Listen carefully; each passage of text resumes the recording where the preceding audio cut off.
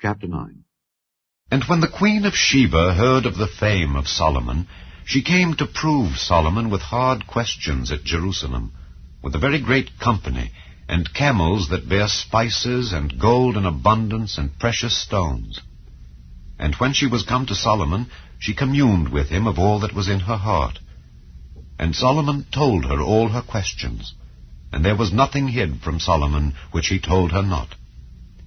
And when the queen of Sheba had seen the wisdom of Solomon, and the house that he had built, and the meat of his table, and the sitting of his servants, and the attendance of his ministers, and their apparel, his cupbearers also, and their apparel, and his ascent by which he went up into the house of the Lord, there was no more spirit in her.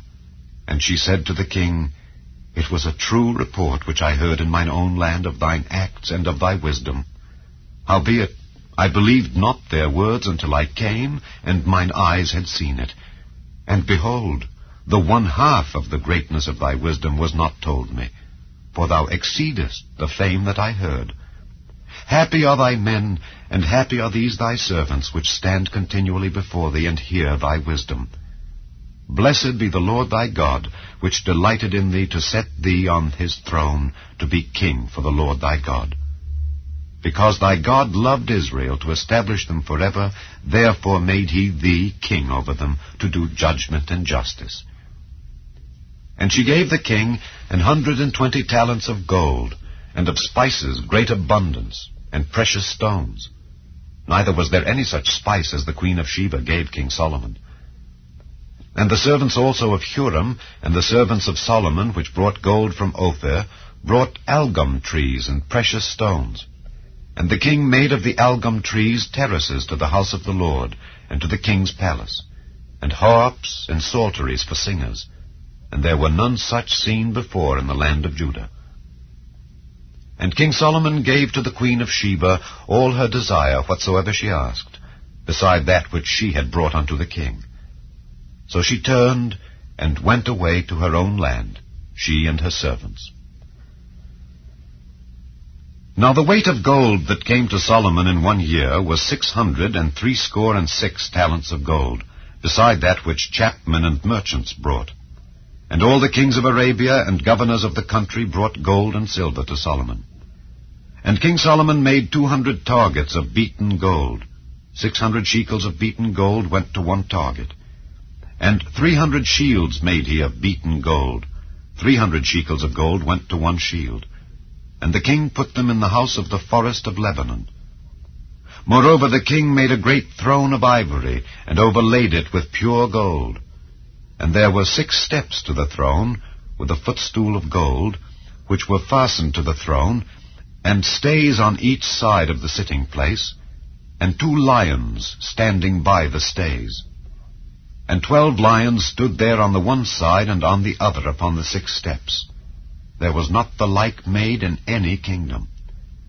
And all the drinking vessels of King Solomon were of gold, and all the vessels of the house of the forest of Lebanon were of pure gold. None were of silver. It was not anything accounted of in the days of Solomon. For the king's ships went to Tarshish with the servants of Huram. Every 3 years once came the ships of Tarshish, bringing gold and silver, ivory and apes and peacocks. And King Solomon passed all the kings of the earth in riches and wisdom. And all the kings of the earth sought the presence of Solomon to hear his wisdom that God had put in his heart. And they brought every man his present, vessels of silver and vessels of gold, and raiment, harness, and spices, horses and mules, a rate year by year. And Solomon had 4,000 stalls for horses and chariots, and 12,000 horsemen, whom he bestowed in the chariot cities and with the king at Jerusalem. And he reigned over all the kings, from the river even unto the land of the Philistines, and to the border of Egypt. And the king made silver in Jerusalem as stones, and cedar trees made he as the sycamore trees that are in the low plains in abundance. And they brought unto Solomon horses out of Egypt, and out of all lands.